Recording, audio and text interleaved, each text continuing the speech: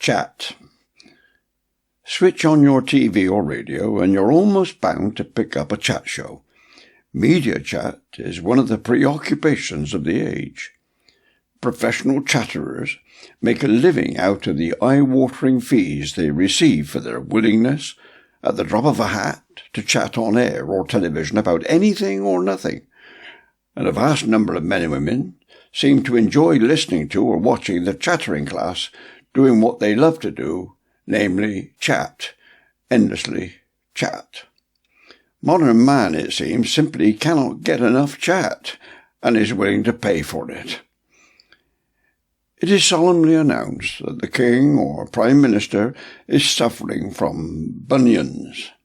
The bigwigs at the BBC immediately spring into action, pulling out all the stops to set up an hour-long emergency programme that very evening, amassing at great expense 4 experts, and a chairman who will encourage them to, witter on about the constitutional and political consequences of bunions, not forgetting the medical and genetic aspects of the helix valgus, and prognosticate about coming events, all because of those wretched deformities of the joints of the big toes. Chat is big business, and lucrative to boot. It is one of the major opiate diversions for the masses today.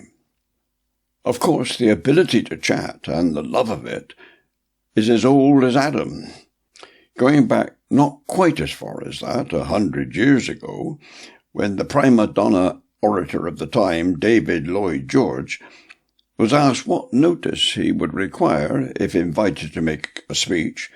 He replied to the effect that if he were to be restricted to a 5-minute address, he would need a fortnight, 2 weeks, for a quarter of an hour a week. But if he could speak without limit, he'd start now.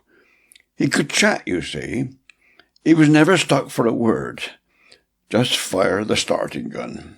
Lloyd George illustrates another feature of chat.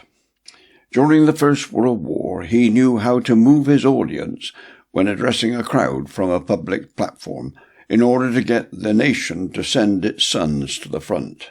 Very moving he was too, and successful, but alas, behind the scenes he was equally adroit at keeping his own son cleared of danger.